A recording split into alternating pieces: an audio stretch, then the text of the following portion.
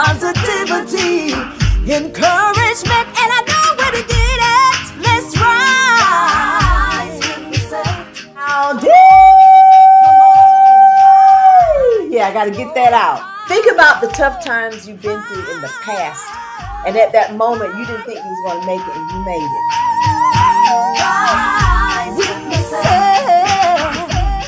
All right, now you know what? We don't need my answer. Okay, Lessette, No, I want your answer. Go on, say your answer, please. See, you know what? I'm trying to cut you out. I ain't trying to cut you out. Oh, So you know what we did to him? We went to doggy daycare. Yes. We took him to doggy daycare, so maybe they can teach him some manners that maybe we can't teach him. And just remember that, you know what? You are directing your life within yourself. So whatever you want your life to be, whatever you do today is going to decide your future for tomorrow. So make sure you direct it carefully, all right? Come on, rise. Let's go higher, high. Howdy. See, I was being real sweet about it this time. All right. Yeah, I was being sweet about it. I didn't want to holler in y'all's ear. You don't want to wake everybody in my house up again? No, I didn't want to do that. Not this time. I was trying to be nice. How y'all doing today? Good morning. Well, good morning. How's everybody? Good morning. I'm doing good. I mean, I've got to worry about federal troops being called in on me when I walk out to the grocery store. But other than that, I'm doing good. Now you know that's sad. You know that's pitiful. You know, got federal troops, walking around, terrorizing the neighborhood, terrorizing y'all's neighborhood. That's not good. And you know what? She's not laughing because it's funny, but today you laugh because if you don't laugh, you're gonna cry. And I'm not gonna have this man have me sitting up here and cry. But we got an important episode today. We got our guest Harold here. We got our guest Clarence here. Ray would love to be with us today, but he is gone. And we're gonna talk about. And I got sparked to do this episode based off of responses from our televangelist videos, but talking with Ray, and Ray was saying, and I don't want to misquote him. Of course, there's nothing wrong with a preacher, right? We go to a preacher and a pastor for certain things, but he said there is sometimes a glaring difference between a pastor who grew up in church and is preaching versus a pastor who actually has to go to school to be a pastor, like he went to SMU. And Harold, you are, correct me if I'm wrong, your background in education when it comes to religion. Can you go ahead and go over that real quick? Because I don't want to say it wrong. Well, I mean, I have a master's in religious studies and a master's in divinity. So I've done some research in certain areas, and I've also recently written a book. We'll talk about that later if time persists and presents itself. And you want to say there's not saying that one's better than the other, but there is a difference in certain things. And one of them is a topic that we're going to talk about today. And some of these that we're going to hear, I've probably fallen prey to, because if you're told something enough times, you believe it to be true. But today's episode are about things that are commonly said that are in the Bible that aren't. That's the thing today. And so I've watched different videos of this. I haven't watched this particular video. So when he says something, I'm going to pause it and get our reaction to, well, is that in there? And what do we believe that's in there from what we've told or what we've read? And then we want to see the answer. This guy is very credible. So he doesn't just spew a bunch of nonsense, but I know if he does, Harold's going to correct me. So I won't claim to know it all, but we'll do our best. No, but you're a good catch. Now, some of it's going to be, most of it is New Testament. I think there's a couple things in there from Old Testament, but we always get weird because when somebody says the Bible, I always go, "You talking new or old?" Because that's a very important distinction for me. But what I want to ask before we get into it, I want to go by each person and ask, how do you feel about the topic in terms of things that you're told or you thought that were in the Bible, and when you go to look and it's not there, Clarence? Well, for an example, for years and years, I heard somebody say that the Bible says that God has guaranteed us 70 years, 80 years by good health. And I was like, okay, I've known people that supposed to have been saved that died young. So there's something incorrect about that. So I did some research and I couldn't find it in the Bible. And I'm like, it's sad to be misleading people. People walking around here and say, I mean, you get sick, go to the doctor. The doctor says, well, you need some treatment. And you say, well, I don't really need the treatment because I'm going to be 70 years anyhow. But you're not guaranteed 70 years because it's nowhere in the Bible. And there was one point where they were wandering around in the wilderness, and Moses said, that the people are living 70 to 80 years. And that's the only thing, any kind of reference that anybody could use, but he's been using that for years, and people have been hearing it. And I've talked to the deacons that swear that was in the Bible. And I'm like, well, find it. But they can't find it because it's not in there. Well, I want to go to And Harold. it can be hurtful. Sorry, you lagged a little bit. Sorry, I want to go to Harold. I want Harold to comment on something you just said. So I understand when people are being misled because we did that a lot in the televangelist one. But sometimes it's not a misled; it's just a misquote. And then you say that misquote enough, and you go to. So sometimes it doesn't. Not saying that's what you're saying, Clarence, but sometimes it doesn't have Right. that misleading on purpose component. Right. It just gets quoted incorrectly. Harold, right or wrong? Oh, yeah, I mean, but that's a common challenge that we have for many that quote the Bible. And many times they don't get all of the necessary. They don't use all the necessary terminology. And then when you have different translations, that also kind of complicates matters because if you do some of the history, certain denominations or certain religions, when they originally translated the Bible, they didn't even go to the original Greek and Hebrew texts. They actually translated the Bible from King James into whatever they wanted to convert it into or make it say what they wanted it to say, which is dangerous because, again, when you lose from the original translation, and that's why I often use the term lost in translation, because that's what transpires a lot in our practices. And when we misquote or when we mistranslate, that can cause more harm than good. Amen. Lessette. Howdy.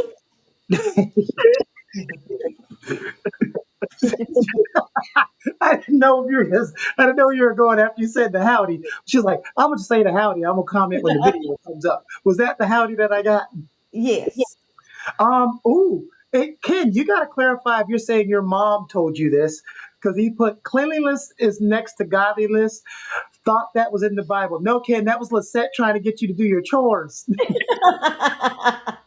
might have been clean that room. But I didn't, you know what? I didn't tell him. I don't remember telling him that. But, I don't know where they get that from. Cleanliness is next to God. I've never seen that scripture in the Bible.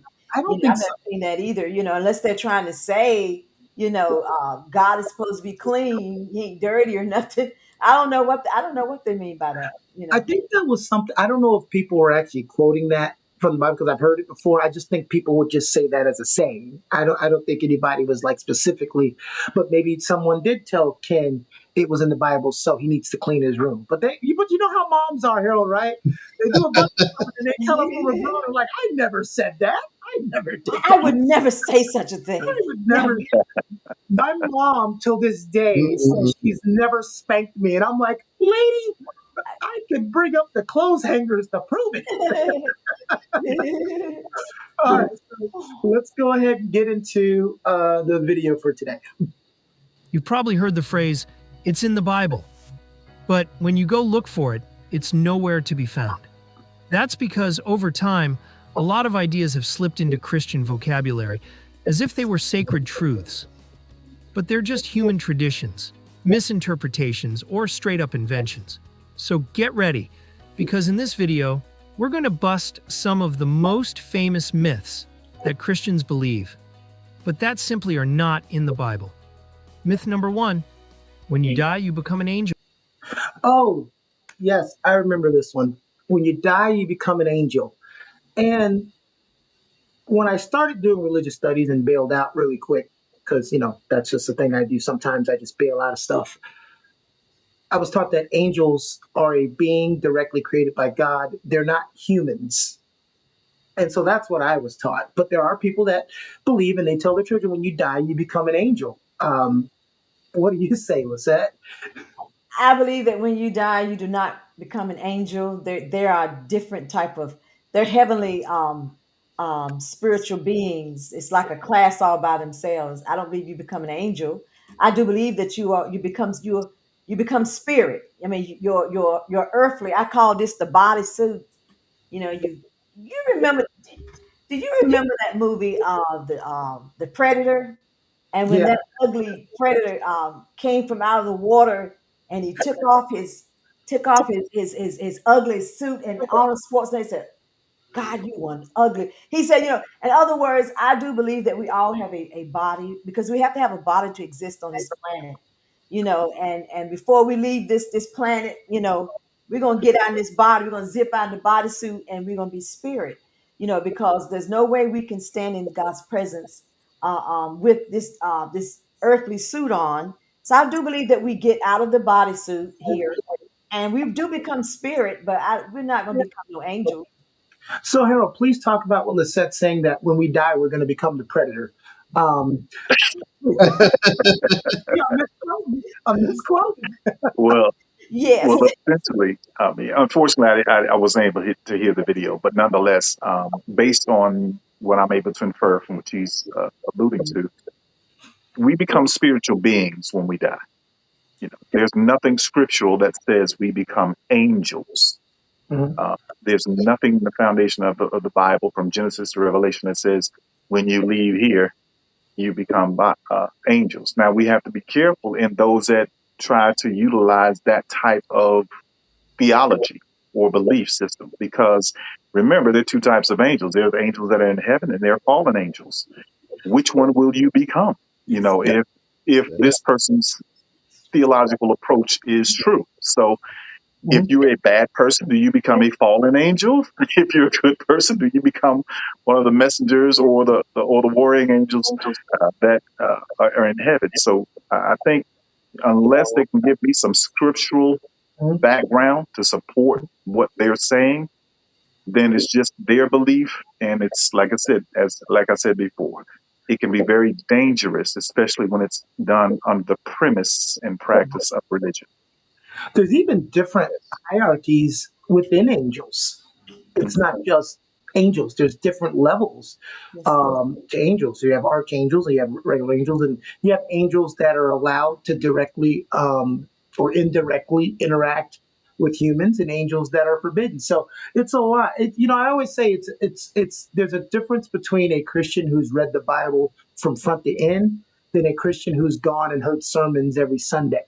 They have a different outlook on an education level on what's in the actual Bible. Clarence, I'm gonna get with you on the next one. So that's And if I can interject one thing, it's one thing to read the Bible, but you have to make sure you clearly comprehend yes. the messages within the Bible. There's a lot Mhm. of people that read it from Genesis to Revelation don't know what they read. Don't know what they read. And they can be just as dangerous to somebody out here that had never read the Bible. So you want to make that distinction, not just reading, but digesting and making sure that they're on the right teachings of the Bible so that they can grow spiritually. Well, you said that. Who's the person that's here to help us make sure that we get our interpretations correct? Well, I mean, again, you have to, first of all, I would say lean on the Holy Spirit first, because man will sometimes manipulate the scriptures and passages to benefit their theological approach versus, because when I attended seminary, I attended a non-denominational seminary, which Mhm. means some of Oh, my teachers and professors were Baptists, some were Catholics, some were Episcopal, some were Methodist, some were, I think we even had one Muslim professor. But see, because I'm hearing these different approaches, it helped make me more grounded and gave me a larger understanding of those areas. So when I see the error in this approach, I can now go back to the Bible and say, wait a minute, this is what the Bible says, and then further build on who I developed as a student. But the problem is if you go to a non-denominational seminary, you better be rooted and grounded, because you can easily be swayed if you're not careful. That's so So true. I just tell people, make sure you're rooted and grounded, and make sure God leads you in that direction. But you have pastors, you have teachers, you have various individuals of the faith that will help you grow. But you got to make sure they're helping you grow and not there to manipulate your belief. So true. Amen. When I hit the play button, make sure your backstage, if you can find it's not muted. But we'll try to. I think by our responses, you can kind of guess. Well, you can see the myth on the board. You just can't hear what he's saying. Lessette and Clarence, you guys can hear though, correct? Yes, we can hear you. Yes. Let's keep it going. This one's a funeral classic. Now he's an angel in heaven watching over us. Sounds sweet, right? But it's not biblical. Nowhere in the Bible does it say that humans become angels after death. Angels are a totally different category of being created by God. They're not ex-humans who got promoted for good behavior. They were created that way from the beginning. Are they not all ministering spirits, sent forth to minister for those who shall be heirs of salvation? In other words, it's a completely different mode of existence. Now, to be fair, this myth isn't totally without any biblical connection. The confusion often comes from Matthew 22:30, where Jesus says that in the resurrection, they are as the angels of God in heaven. So it's saying that the confusion comes from a verse that says, "Oh, I cannot see it anymore. Oh, darn it, it went away." Oh, I wish Harold could hear it because Talk to I'm me.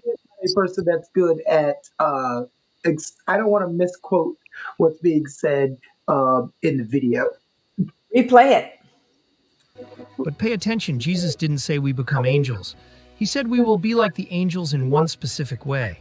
They neither marry nor are given in marriage. He was talking about how human relationships will change in the afterlife, including marriage. But that doesn't mean human identity is transformed into angelic. In fact, God's plan for humanity is greater than for angels. Paul writes in 1 Corinthians 6:3, "Know ye not that we shall judge angels?" So think about it. Would becoming an angel be a promotion? No, it'd be a demotion. God has prepared something far more glorious for us, a resurrected, incorruptible body and a high position with Christ. Myth number 2. So it said God has created something greater for us than angels. I like that. We are his sons, and we're his children. So to say. There you go. His children. There you go. There you go. We are his sons and daughters. There you go. There you go. I love that. Let's get into it. And I'm going to start with Clarence on this one. Myth number 2. Noah took only one pair of each animal onto the ark. Now, this one is kind of a nursery rhymey because I believe that's where we all got the belief of Noah took only 2 pairs of each animal onto the ark, right? Or Clarence, do you know that to be what was said in the Bible, that Noah took 2 pairs of each animal on the ark? There was only one pair of each. I mean, one pair. No, I don't know for a fact. Sorry. I'm running for Secretary of Education, so you gotta. Well, sometimes we need to do more research because sometimes we hear things and we just accept it. Sometimes we read and we just sort of read over stuff. You know what I'm saying? So I was under the impression that he took a pair of each animal. You know what I'm saying? Is that 2 because goats, 2 dogs, 2 horses. Harold, Go ahead. in Sunday school we try to simplify it for when we're younger so that it's easier for kids to digest, and then it just doesn't get changed over time? Because I think that's where some of it comes from. Well, again, when you're translating from the original texts, depending upon, for example, I can have someone translate Spanish to me, but then we need to know what form of Spanish. Are you talking about Spain? Are you talking about Mexico? Are you talking about South American countries, etc.? And so they could say the same thing but have different meaning. And the challenge that we have in this regard is understanding. And see, most of us that read the Bible have never read the original text. Mhm. So now we're trusting that what we've been given, for example, we were told a long time ago that the first English translation of the Bible was the King James, Mhm. correct? I mean, correct me if I'm wrong. Correct. Okay. In my Right. research, I found out it was not the King James Bible, but it was the Geneva Bible that was the first original translation done in the 1500s. Mhm. King James did not like how some of the text was translated that spoke against monarchies. So he then required, and demanded a new translation. Thus, we have the King James translation, which was now then promulgated throughout the world. The King James version. No, I get that, but Correct. I'm just Now, going back to that text that you were looking at, it depends on where you are. In Genesis 6, it says one pair of every living creature. But then if you go to Genesis 7, it says one pair of every unclean animal and 7 pairs of every clean animal. Mm. Yeah. So, again, it's a matter of us making sure where we are in the text and what that person. That's why I say it's we must make sure whomever's quoting whatever they're quoting can Mhm. give us the book, chapter, and verse so that we'll know where they're coming from. You know what? I wonder if he's going to get to that in the confusion because I haven't seen the video yet. Lessette? Can we safely say that every representation of an animal was up there? Well, one thing, we got to get one thing clear. He didn't take one pair of every animal. The ark wasn't big enough. We know that now Definitely because didn't put no whales up there, did he now? I oh guess they had to swim for it, huh? my God. What do you think? I love it. That's good. I like You Hey, imagine a big whale sitting up there and Yeah. everybody like, gosh, we ain't got no room. I mean, he we ain't got wouldn't no. have had to take the whales. Lessette. The earth was full of water. That was perfect for them. There we go. I just think what everybody overlooks, and I'm being silly here, is how overworked the staff was trying to keep certain animals from each other. And can you imagine how bad There the wasn't a exactly. snake? lot of staff. The staff was only his family. That's what I'm about, the staff. Yeah. So, well, I mean, but you want to trust that the animals obeyed God's order to go to the ark. And You they would hope even that, because where are they going to dare go to round up all diabolical. these creatures? They could have, but when that wolf's stomach started touching its back, it might have been trying to be a little disobedient, and that's where the staff came in. So Hey, Amazing. let's see how he breaks down this explanation. I guarantee you he's going to say what you just said, Harold. I don't want to lose my money, so I'm going to half guarantee. All right. All right. This one's straight let's out see. of every Well, children's I book can't and see, but nursery mural. That cute little boat, giraffes on one side, elephants on the other, one couple of each animal species watching the sunset. Adorable? Yes. Biblical?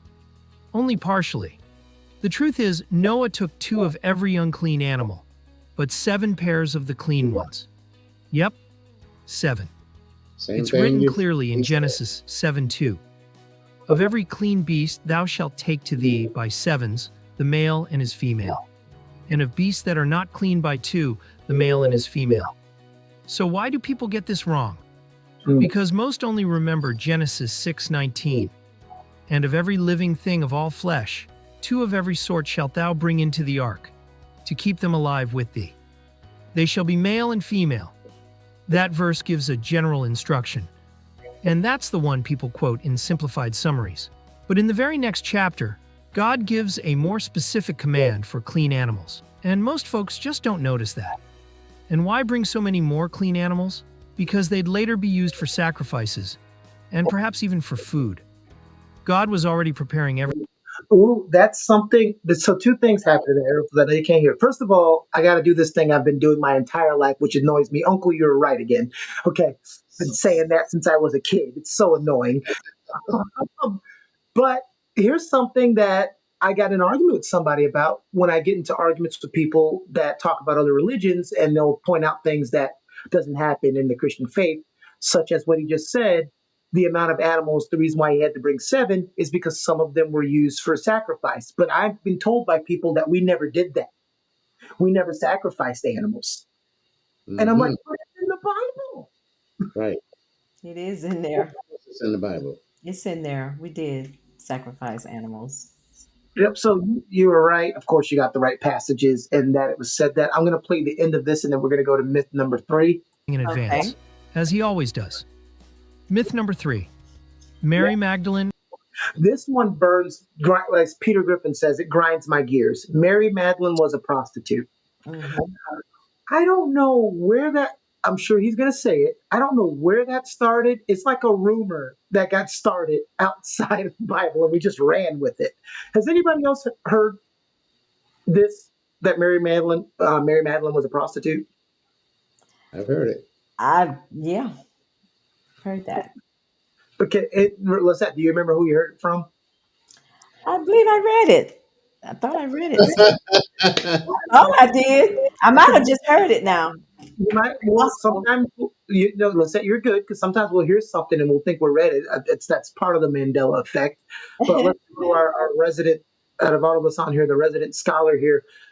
Can you recollect why this is a thing and where it was started? Do you have any inkling of that? Well, I mean, there's a series. I like part of it. I don't like all of it.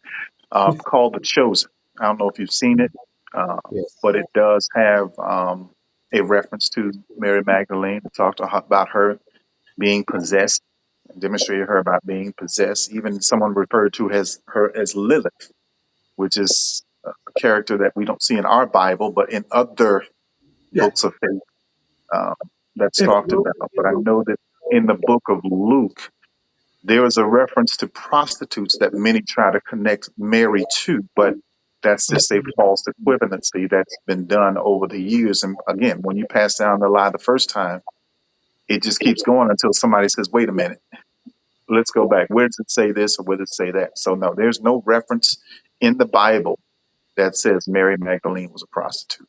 However, there have been many instances in where they tried to attribute certain texts or the fact that she was possessed by demons and may have been doing certain things within the community, but not necessarily prostitution.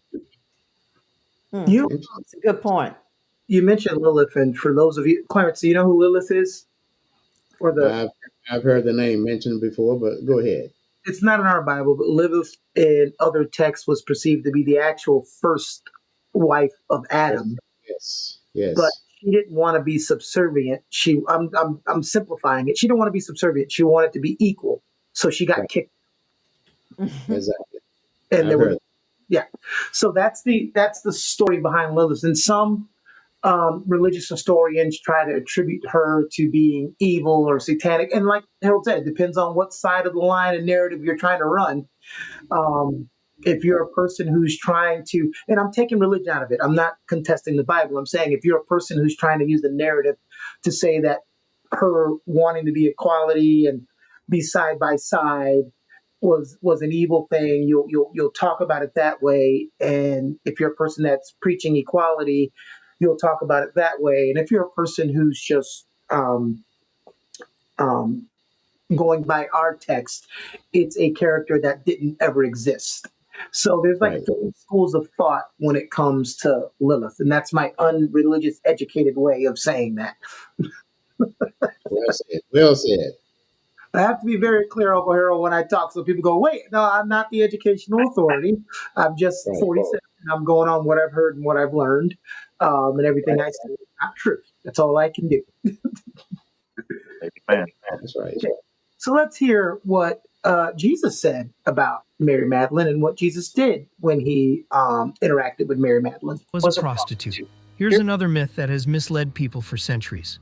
And there's not a single verse that says this. Seriously, go look it up. Mary Magdalene was never called a prostitute in the Bible. That idea was spread by pop culture and even by some church leaders like Pope Gregory I in the 6th century. What the Bible actually says is that Jesus cast out 7 demons from her, which does show she had a troubled past. But that doesn't automatically mean prostitution.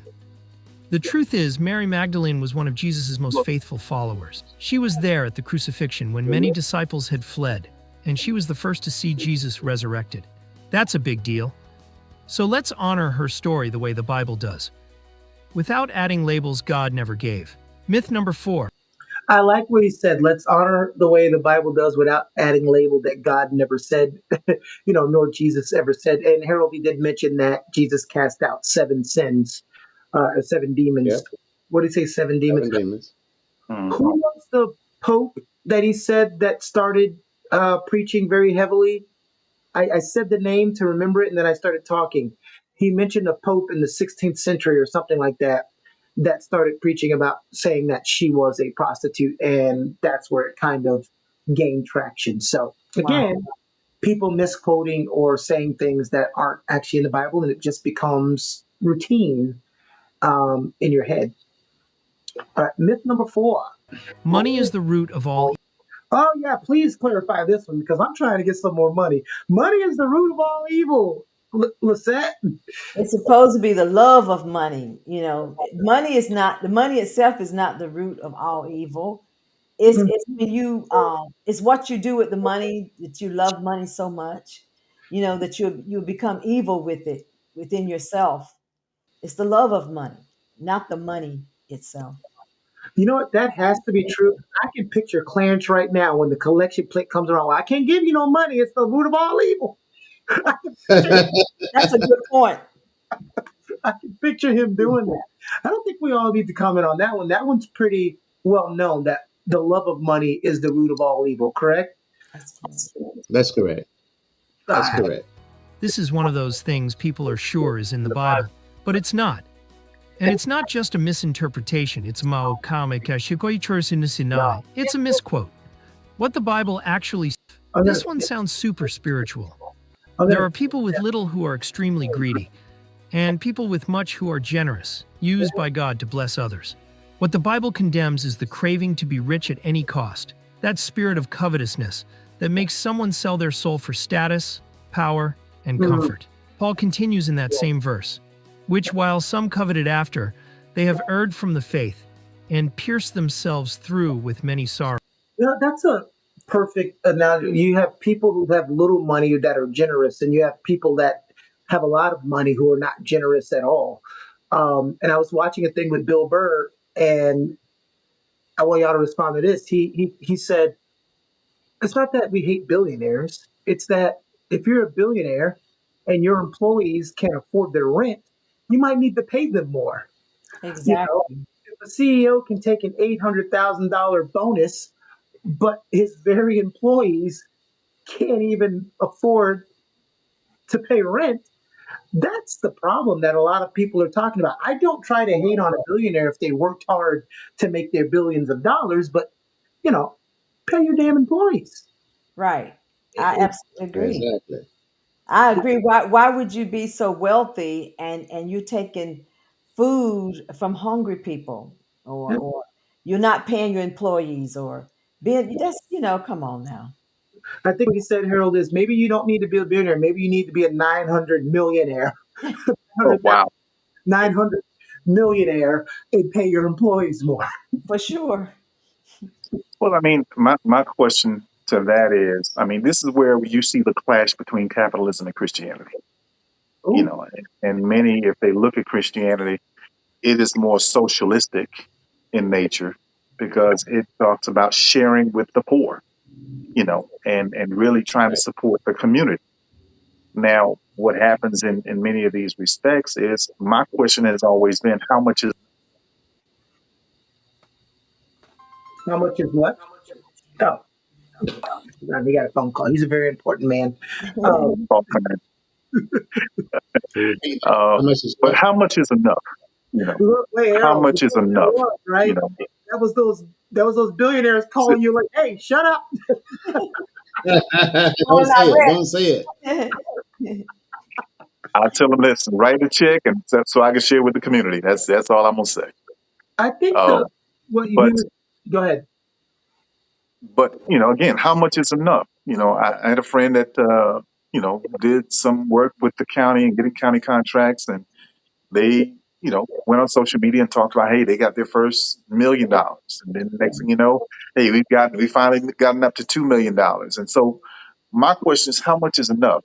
Because are you going to go to that point to where you got to get all that you can get and then starve others or deprive others from that same opportunity?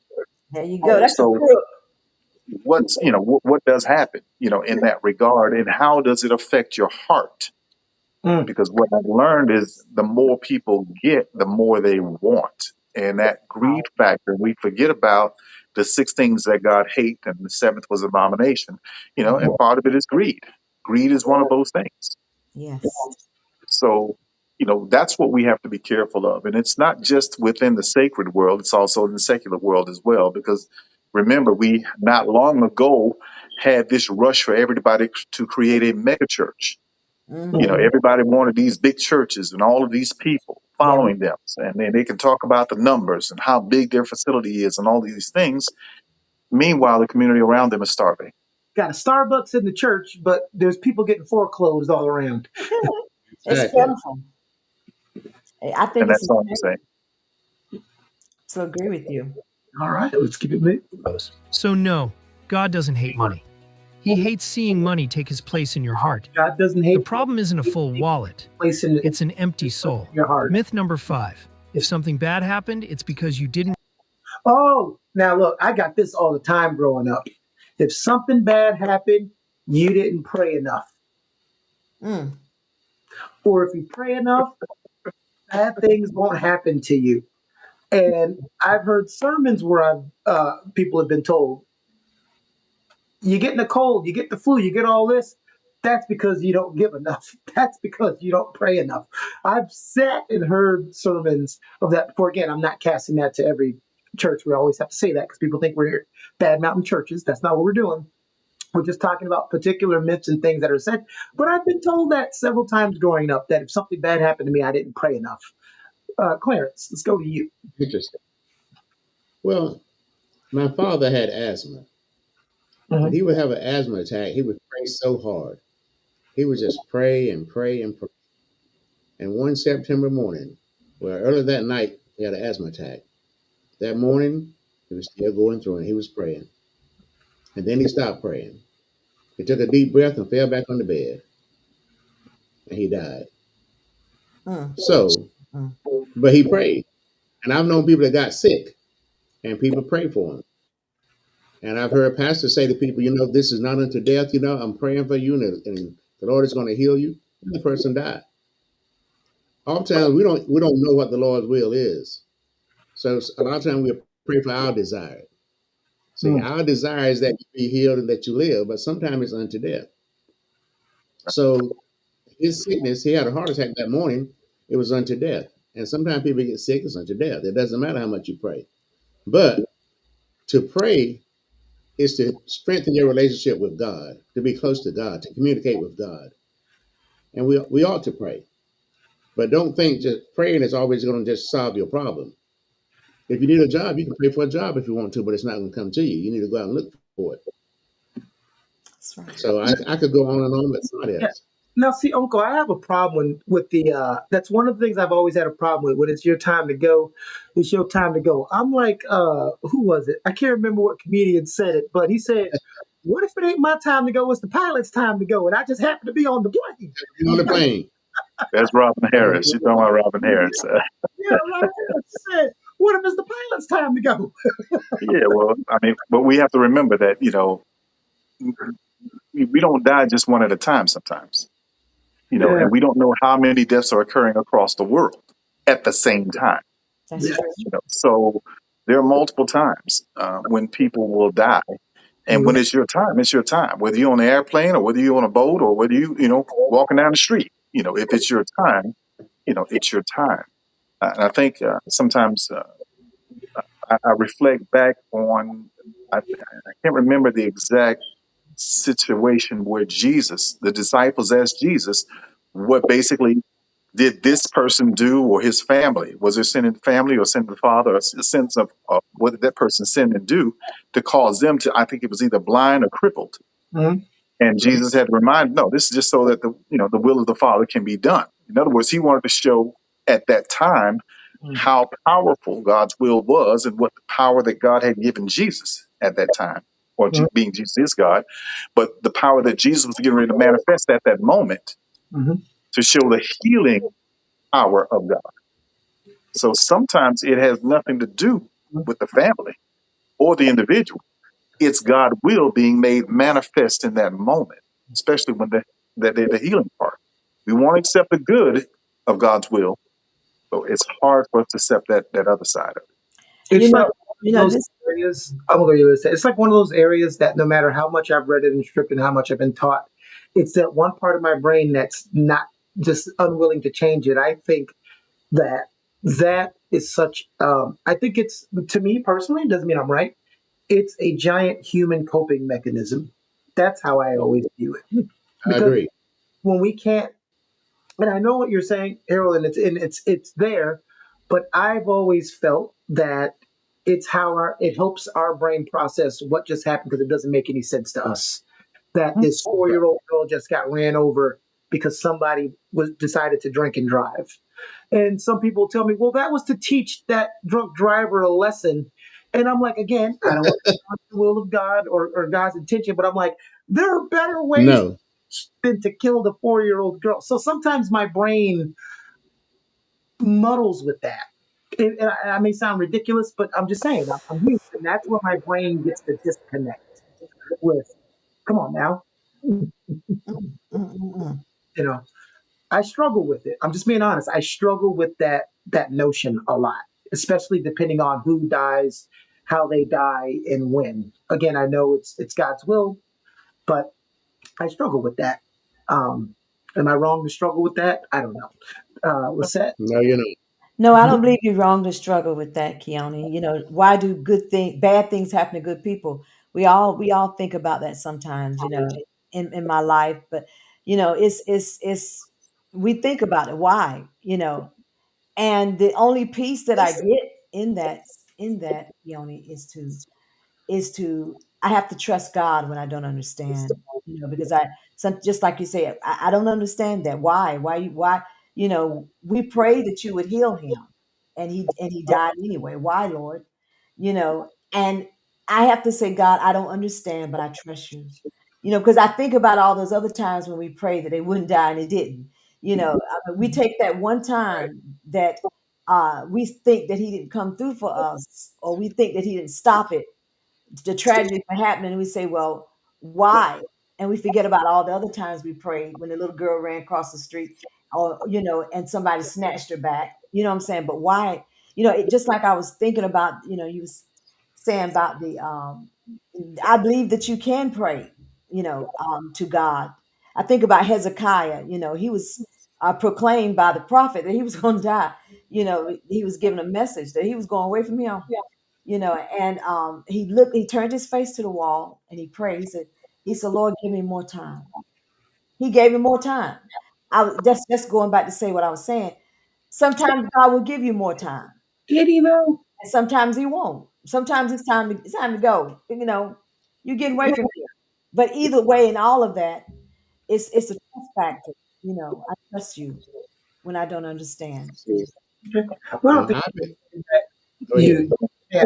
I'm gonna play the explanation, and then because of time, because there's 5 more left, and I'm gonna go to one person for each one, and then we'll all kind of put in our input at the end.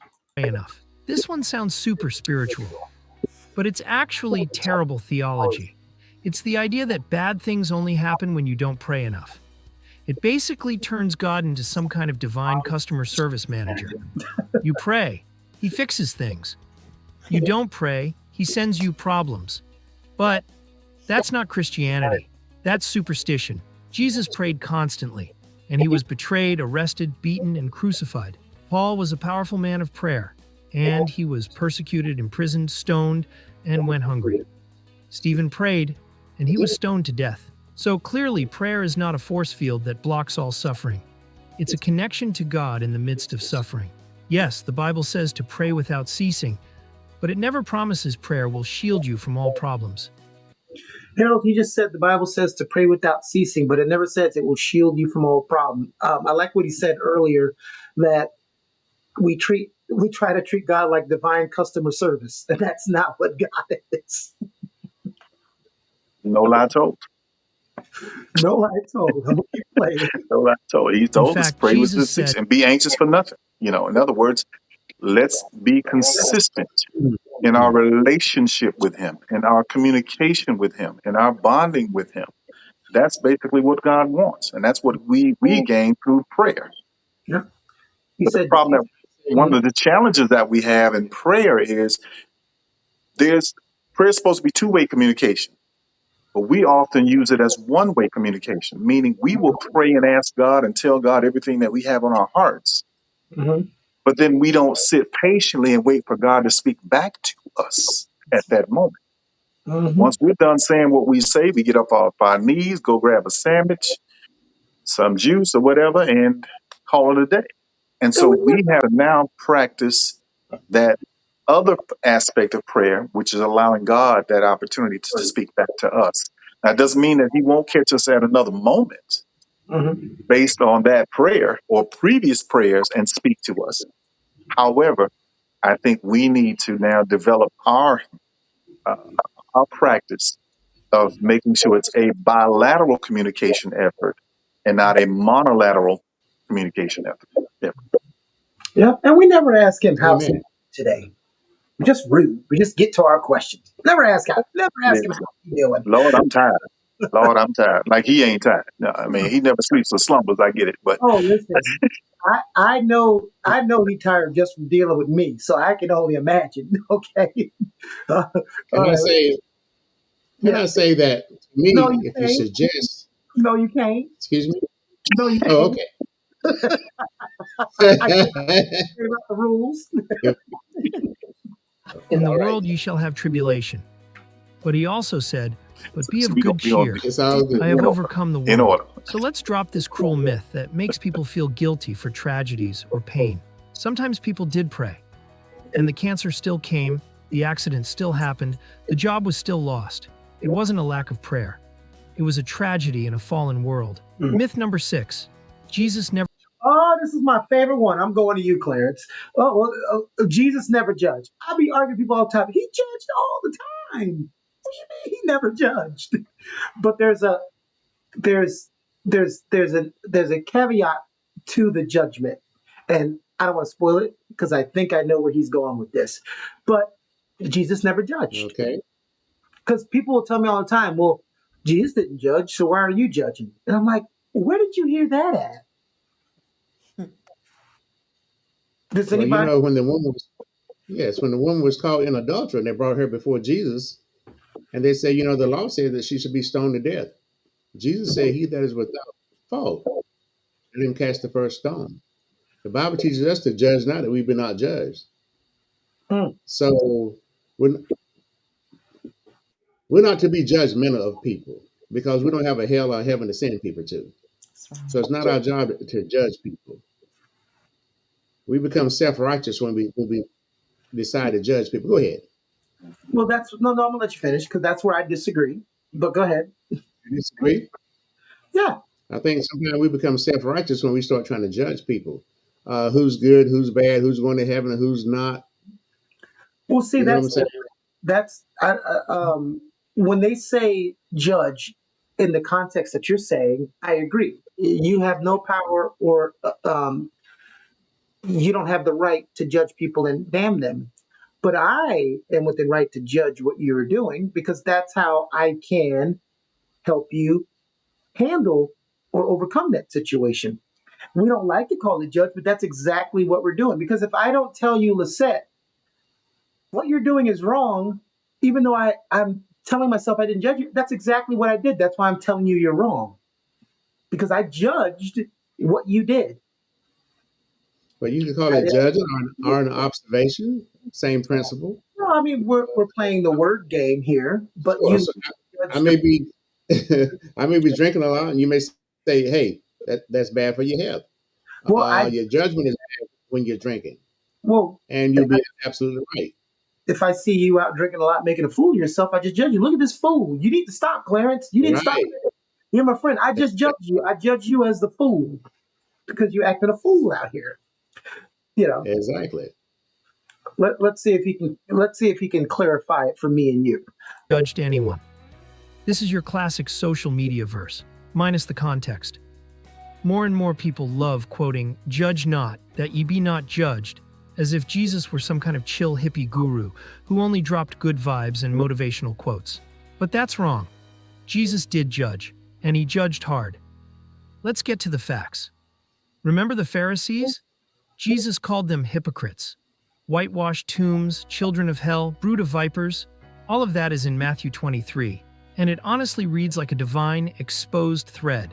And what about the adulterous woman in John 8? Yes, Jesus did forgive her, but he also said, "Go and sin no more." He called sin what it is, sin. He didn't minimize the weight of her actions. He offered grace and truth. And more than that, John 5:22 is crystal clear. For the Father judgeth no man, but hath committed all judgment unto the Son. In other words, Jesus is the judge, but he's a judge who is just, merciful, and full of grace. The problem isn't Jesus' judgment. The problem is human judgment, hypocritical, harsh, unloving, and trying to take God's place. That's why Jesus said, "Judge not according to the appearance, but judge righteous judgment." So that's kind of what we're both saying. If you split it in half, what you're saying, I'm saying judge, but he's saying judge with grace. Right. You've made your judgment, but judge with grace. And Consider you're not yourself. and don't be hypocritical of your judgment. That would be like me telling Harold, "Hey, you shouldn't smoke cigarettes. It's bad Right. for you." And then I go out in the backyard and smoke crack. Like, Right. what are we doing here? Exactly. What are we doing? But let's stop with this attitude of Jesus never judged anyone as an excuse to stay in sin and reject correction. Because Jesus forgave, but he also confronted. He welcomed, but he also exhorted.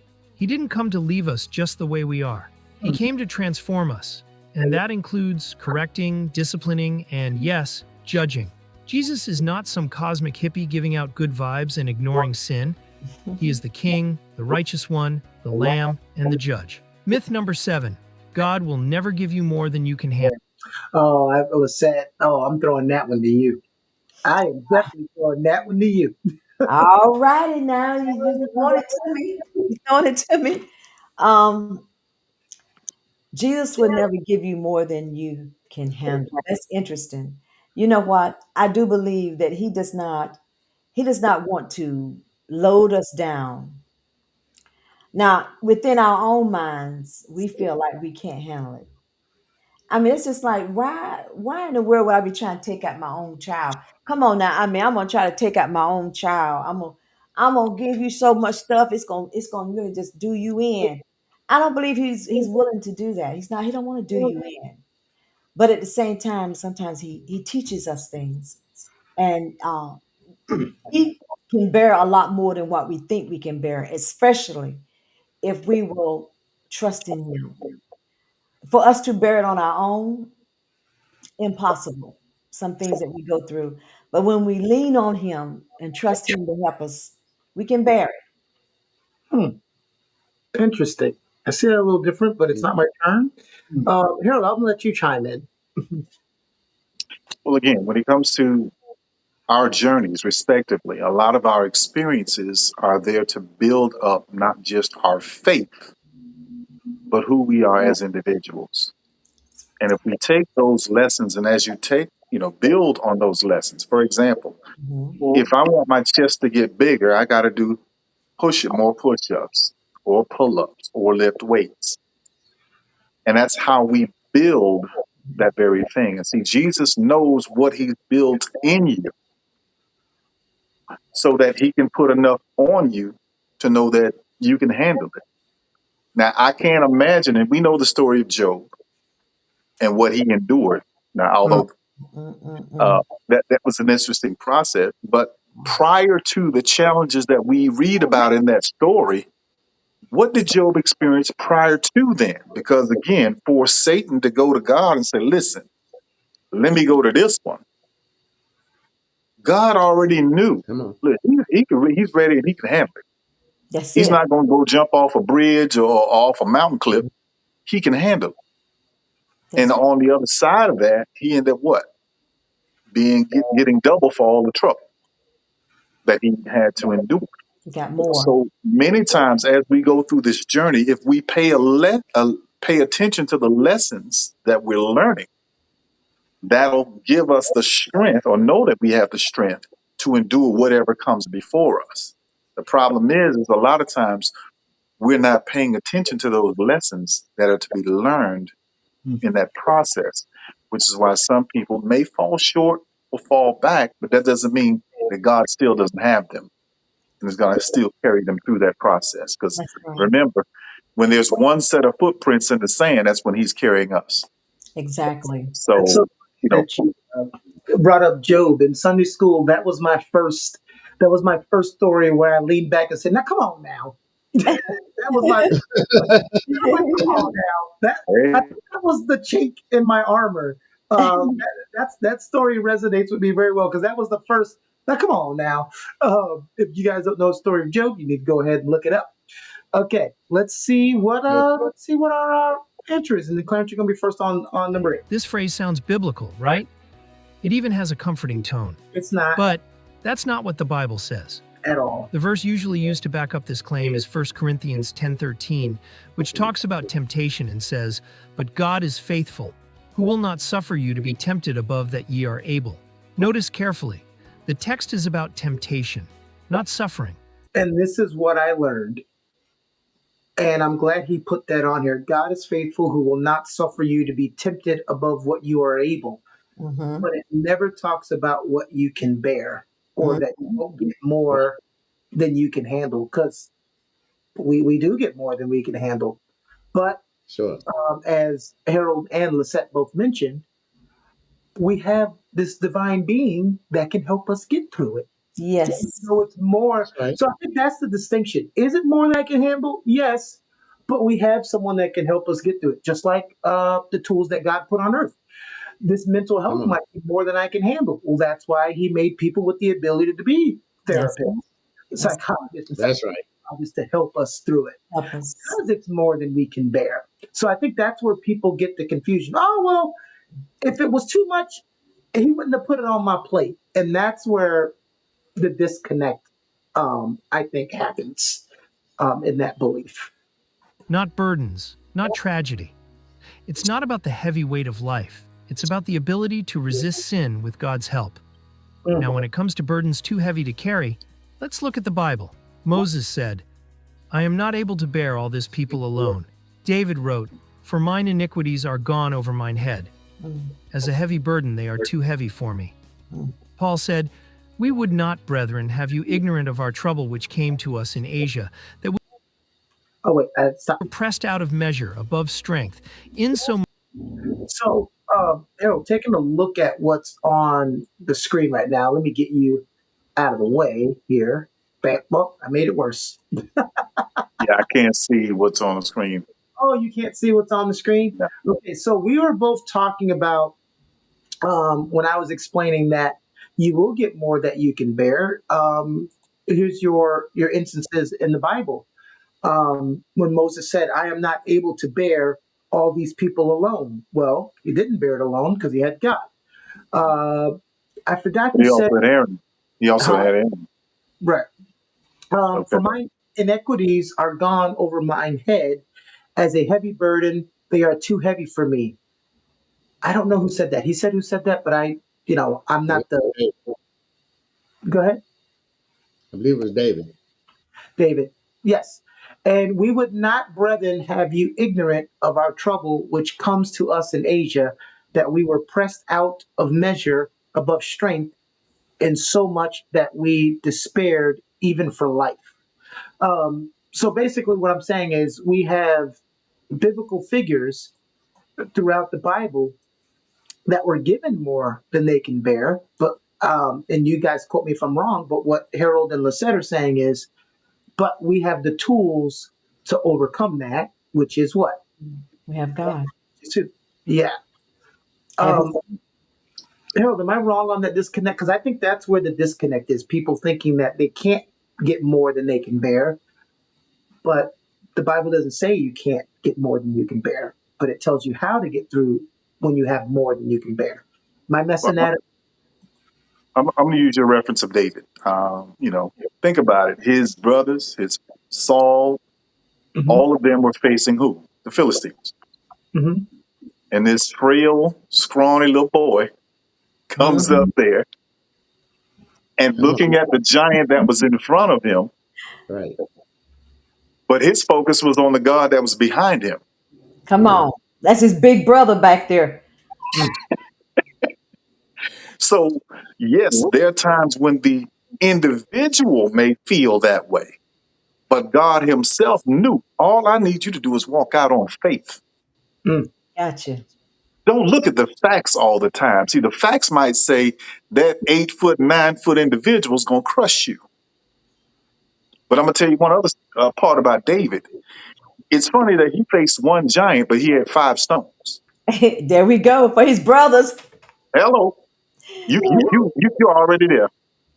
So even though it looked factually as if David would not be able to, because again, he couldn't even wear the armor that they were trying to give him. No, just give me my 5 stones, my slingshot, and all I Come on. need is God on my shoulder Give me and on what I my side.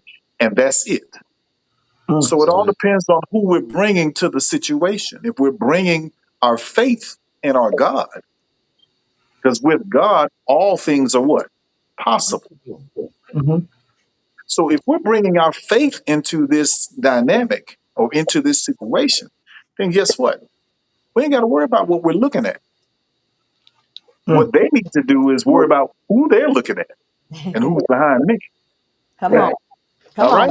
So I think Right. what happens is we rely on our own intuition a little Mm. too much. Okay. And we don't tap into that spiritual realm where God will say, listen, I need you to do it this way. Because remember, David also had a situation where he was getting ready to go into a fight and he had 10,000 men, and God said, that's too many. Mm. That's right. And then he weaned off a group. He said, that's still too many. Many. Okay, go down to the river or the brook, and them that lap like dogs. Let me grab up them 300 and let's go. Or 600, I forget. 300. Three. I don't want to 300. mix up my numbers. But he said, let me grab them that lap like dogs and move on to defeat those were who had a multitude more in number, who were greater in mass, and Mhm. they were successful. Why? Because God had already prepared him, and he followed the instructions that was given to him. And by acting on his faith, he was able to be successful. So yeah, there are times when it may look factually like we are outnumbered or outgunned, but faithfully, we got the majority. So all you need is I one think. plus God, as David I showed think. us, and we were Yep. successful. I think of that The human. 300. Go ahead, Clarence. So I think of that when I see the movie 300. Yep. I Remember was, that movie? Clarence, I was about to say, I don't know what the fascination with in human history why we always get to 300. Yeah.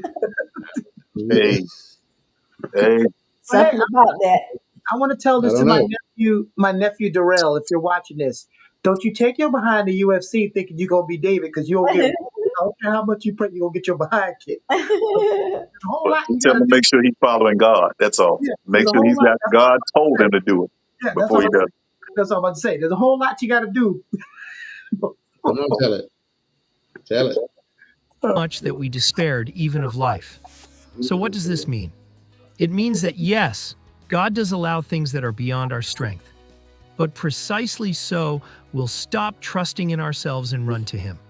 God never promised that you'll be able to handle everything on your own. Mm. What He did promise is that He'll be with you when you can't. Come unto me, all ye that labor and are heavy laden, and I will give you rest. Mm. So let's drop this motivational sounding theology, disguised as a Bible verse. God doesn't want you to be strong all the time. He wants you to depend on Him. It's in weakness that His power is made perfect. Myth number 8, where 2 or 3 are gathered, God. We're myth number 8. We got 2 more left. Where 2 or 3 are gathered, God is there. I don't think That's that. not. I just think No. the okay. I don't. I'm not. I'm not gonna. Yeah. I'm not the expert on this one. Go ahead, Clarence. I was just thinking. Did you take God with you? Is it for a godly purpose? Are you gathering in love? Are you gathering to help somebody? If you're gathering to help somebody, gathering in love, you took God with you, then God is there. All right. But you could get together in order to rob a bank or do something crazy. So that's just not necessarily so. God is not going. You may, even though you're a Christian, Christians get together and do wrong things sometimes. So it doesn't mean God is there because you two or three got together. I'm thinking that I'm thinking that this myth has to do with like you're saying, but the more of the context of, I guess, like what you're saying. What are you there for? Because some people will take that as, Mhm. hey, if it's just me, you, and Lessette, we can have church in the house. You Because can.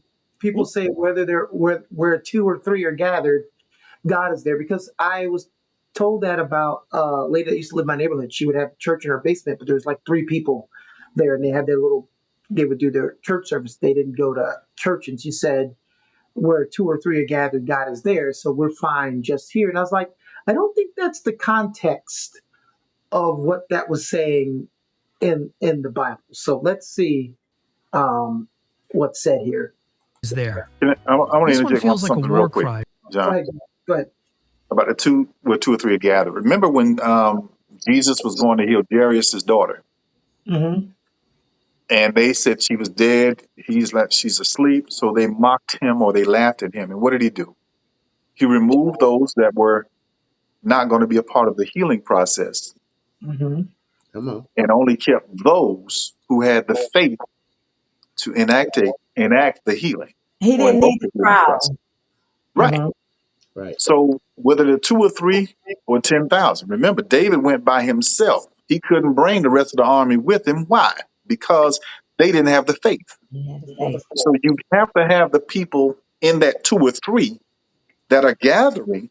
They have to be on one mind and on one accord. If they are not, then there won't be a move that's expected. And Come if on. there is, it'll only come through that one individual. So that's what I would say in that regard. That's right.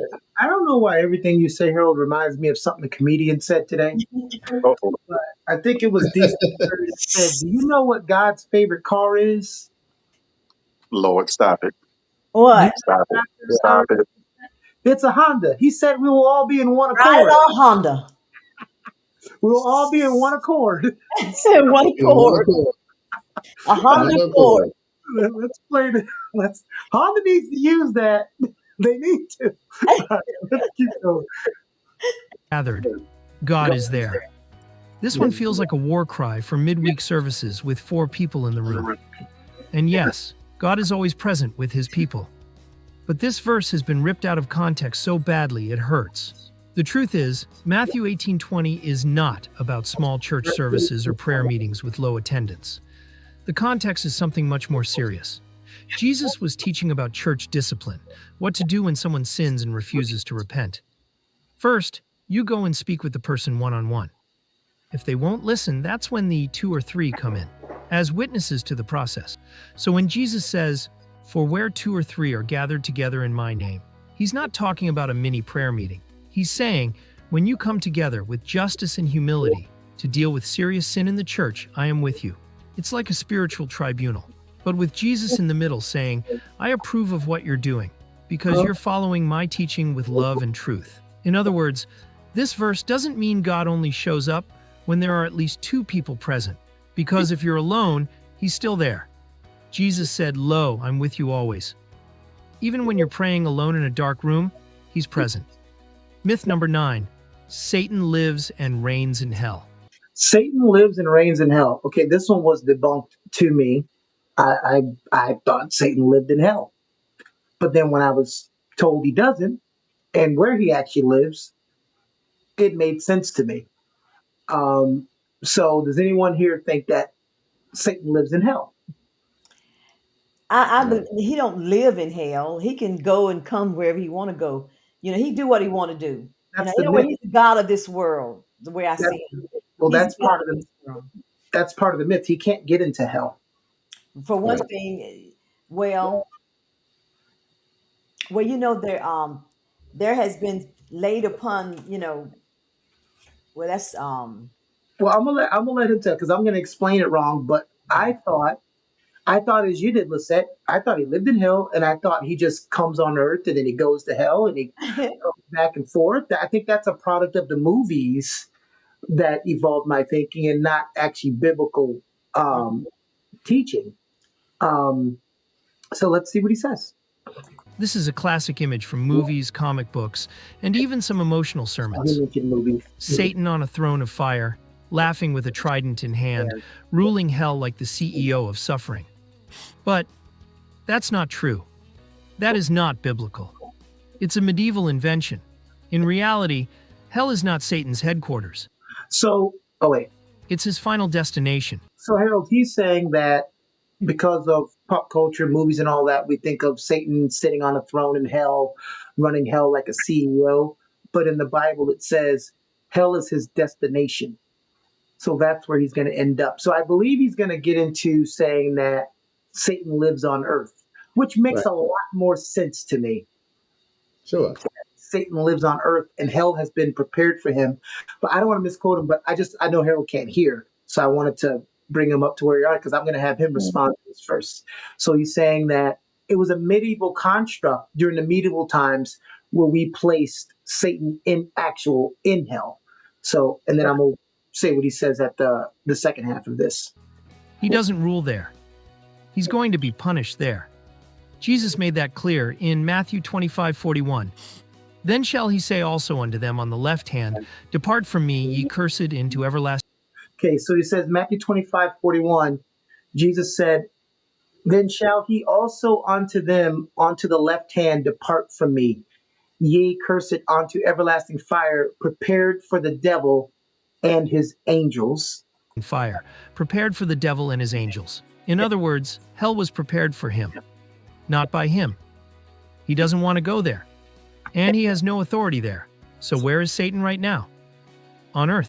He doesn't want to go to hell. He has no authority there. God created it for him as punishment, so he can't reign over hell. He has no authority there. That's why he remains on earth. That's right. He walketh about, seeking whom he may devour. He has access to the He walketh about seeking whom he may devour. Spiritual realm and actively influences people, systems, and cultures. That's why Paul calls him the God of this world. Paul calls him the God of this world. And I listened to this part where he says he walks around the earth influencing governments, policies, procedures, people. And I'm like, that makes so much more sense to me. And the prince of the power of the air. Yes. But the cross already sealed his fate. He's condemned, and his days are numbered. Revelation 20:10 reveals the end, and the devil was cast into the lake of fire and brimstone, where the beast and the false prophet are. Myth number. Okay, so Harold, you want to chime in on that? I was just trying to tell you, kind of piece you in what it was saying throughout. Yeah, I mean, we all know that he started it within the heavens, and was cast down to the earth. Started as Lucifer. Correct. A beautifully created angel. Mm-hmm. Go ahead. Archangel. He was a minister of music in heaven that decided he wanted to exalt himself above God. And he was cast down along with a third of those that followed him into the earthly realm. Now remember, he's still a spiritual. Excuse me, Harold. Can I inject a little joke right there? Yes. If you don't mind? Okay. What kind of idiot? I don't mean no harm, but what kind of idiot would have a conference meeting about someone, about how they're going to overthrow them, and they sitting in there in the room? What? Here he is going to have a conference meeting. All right, you angels, what we're going to do? We're going to overthrow God, and God is doing like this. It happens all the time. We do it. It happens to humans. That's why we were created in a certain image. It's pretty normal for us.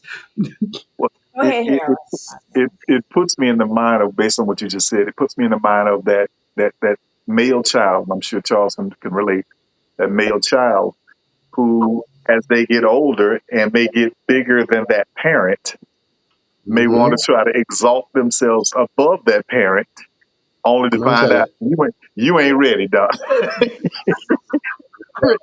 So daddy got to show you what the real deal is, But no, he roams throughout the earth. And what's amazing is he gets blamed for quite a bit, But some of us are not on the level where he's going to give his direct attention to us. Now, it may be some of the other angels that follow him, or imps as we call them, that run around and cause chaos here, there, and everywhere.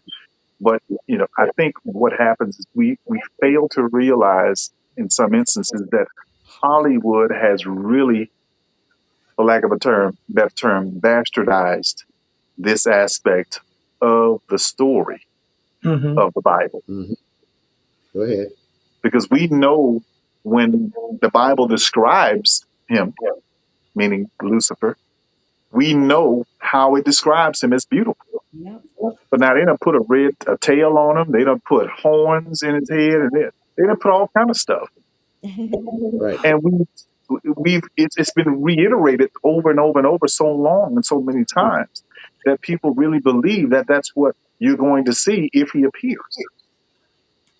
Now, his final destination is going to be the lake of fire, as outlined in the book of Revelation. So, at the end of the day, I try to help us, especially young believers, understand. Read the book, know the end of the story, and use that to help build your faith Yeah. at your point. Because if you know that thing that you're being attacked with or by is going to soon have a final destination into the lake, and you got your final destination in heaven, it helps make them or encourages them to not so much focus on that aspect of the journey, meaning within those challenges and how to identify what's going on in that respect. And they can move on and live better. Go But ahead. as it relates to Satan, which we know as Lucifer, he's roaming around the earth seeking whom he may devour. And he may go back to heaven and say, God, can I tap this one? Can I check that one? I can't remember what religion it was from, but it started, and you're correct because I said the same thing about movies, but it started, I don't know if it was 16th century, medieval times or whatever, where they started depicting Lucifer, the devil, as the horned red creature with the tail. And it's actually, which is, me and Harold have had many conversations about this, about taking things from other pagan religions, is I can't remember the deity in one of the pagan religions that the early drawings of Lucifer came from, but that depiction was stolen from somewhere else. So, like Harold saying, that's not the original concept of Lucifer and what happened to Lucifer. Let's get into number 10. All right, by a show of hands, who here thinks the forbidden fruit was an apple? Because my hand is up. And why do I have that thought? Because that's what Wow. again, Hollywooding it up. When I was in Sunday school, we had our little Sunday school book, and Eve was eating an apple. Mm-hmm. So, and then I've been told it's an apple so much that's my religious Mandela effect. Thank you, Harold, for correcting me all these years. Not is the forbidden fruit an apple? Mentions Adam and Eve, the mental image appears, a juicy red apple. But where in the Bible does it say it was an apple? Short answer, nowhere. Genesis 3:6 simply says, "And when the woman saw that the tree was good for food, and that it was pleasant to the eyes, and a tree to be desired to make one wise, she took of the fruit thereof, and did eat." What fruit? Mystery. It could have been a fig, a pomegranate, a date, a grape. The Bible doesn't say. So where did the apple idea come from? Blame the Latins. In the Latin Vulgate translation, the word for evil Oh, there's that translation Harold was talking about. That's where it comes from. Mm-hmm. And the Latin. Let's see is what these malum, translations and the word for are. apple is also malum. So in I forgot what he said, and I don't want to misquote him. The book that he was talking about, malum, short A, equals evil, and malum is also the word for apple. Interesting. So they put those two words together, and that's why people kept saying it was an apple when all it says in the Bible was it's a fruit, correct? It just says, There you go. Fruit. yeah. Somebody thought that wordplay was theological. And boom, the myth was born. Apple equals sin. Now, if you want to go deeper in your Bible study, Apple equals sin. You know what makes me because I've watched a couple of his videos before, is when he says something, I go, yeah, that's in there. And he goes, you know where it says that? Nowhere. And I'm like, me again. Because of course, being a man who's not heterosexual, of course, I've been told many a times on how many things it says in the Bible towards homosexuals. And I even went to my favorite person to talk to about religion. Like, can you tell me where those things are so I can find them and read them myself? And I can't remember what you said, Harold, but it was something to the effect of, I would gladly do that if I saw them myself, or something like that. But let's go ahead and get some final thoughts. I want to start with Clarence. Then we're gonna go. I'm not going to do final thoughts. Clarence, Lessette, and then we're going to wrap up with our guests. Go ahead, Clarence. Okay. The last thing was mentioned was forbidden fruit, Yeah, but you can and I was just wrap up with anything you want to say. But go ahead. yes, and I was just thinking to myself that a forbidden fruit is whatever it is that tempts you or separates you from God. Okay. You know, and we're talking about myths and misrepresentations and so forth, and that's why it's so important for us to study for ourselves and show ourselves approved. So when we sit around and start talking to people, or wherever we are, and we start talking to people about the Bible, we need to be learned. We need to know what we're talking about. Study to show yourself approved, and not to mislead people intentionally nor accidentally. That's my final statement. Amen. All right, Lissette. It's so very important that we read, just like Clarence said, to show yourself approved. You have to study the Bible. You have to study, and you have to get understanding. Not only just read and study, but you got to get understanding. And all that get an understanding. You have to understand what you read. Understand? And a lot of times when you read the Bible, you say, I don't understand this. Well, I didn't understand it either. And still some things I don't understand, but I go back to the writer to the author. I said, look, what's going on here? What does it mean? What does this mean? And then you let him open up unto you what it really means. Sometimes I may go to another minister and ask them, have you read this? In other words, it's very important that we get the right picture of who God is, and what the word is really saying. So we, just like it was said, we do not lead people astray. All right. Lissette, you lost all your credibility because Ken said, hold on, wait, it's an apple. So you ain't told Ken he ain't been an apple his whole life. See what I'm talking about? Yeah, if he would have took himself in Bible study, he didn't want to go to church. I used to have to get the deacons to drag his little hiney into church. Because he was too because he was exhausted because on Saturday he was cleaning the house because cleanliness was next to godliness. So he was Mm, oh, There mm, you go.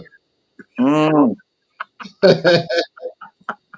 ooh, they gonna say, Lissette, you a Wow. pastor, why you no, I'm just messing with you. He said, hold on, wait, it's not an apple. No, it's not an apple, kid. We don't know what it was. We just knew it was a fruit. All right. And when we say it's not a fruit, they're not talking about me. Harold. Well, to pass on a quick nugget, as part of the conversation you kind of referenced earlier as it relates to the term homosexual, Mhm, I did some research, and the first Bible translation mhm. that mentions homosexual is 1945 RSV translation. 1945. I'm sorry, 19, 1946. I'm sorry. well, I mean, semantics here, but I want everybody to hear what he just said. 1946. How long has the Bible been And around? and it was a retranslation of the word that had been, I guess it was from the American Standard Version, ASV. The Revised Standard Version is where they changed the word that was normally referred to as effeminate or abuses of themselves with mankind to homosexual. Now, again, John knows how I feel as it relates to certain practices, whether I'm in agreement. My thing is I allow God to do what he needs to do through whomever he needs to do it and how he needs to do it and to Mhm, clean up That's right. whomever. So I believe in the transformational power of the Bible and the gospel. And mhm, so, as we talked about earlier, being judgmental, who am I to judge whomever? mhm, I just know at the end of the day, if they ain't right with God, he got a place for them. If you're right with God, he got a place for you. That's right. So I mhm, just want to, That's encourage right. everyone, That's right. try not to trust everything, but you need, instead of just trusting, you need to go ahead and verify. because there's a lot out there. There are a lot of things that you'll be told that will be errant. And Mm-hmm. rather than move on errancy, I'd rather you move on truth, because it is the truth that's going to liberate you. It's the truth that's going to set you free. And it's the truth that's going to lead you. Like you say, I am the way, the truth, and the. And Amen. the light. So he's Amen. the only way you can get to God and gain access to heaven. So I suggest everyone, I want to encourage you, don't hesitate to do some research, and then don't hesitate to ask questions. So whether you're emailing a theologian just to get their position, or whether you're talking to God directly, him yourself, the bottom line is you need to make sure you get to the truth or the root of the matter, so that you gain the clear understanding that's needed for your own self edification, and that so that you don't also promote and perpetuate other things that are false narratives, because there are a lot of false teachings out here, and you definitely have to govern yourself accordingly. But with that said, thank you for the opportunity for sharing today. I appreciate Thank you all, both of the you. opportunity for coming on. Amen. 1945?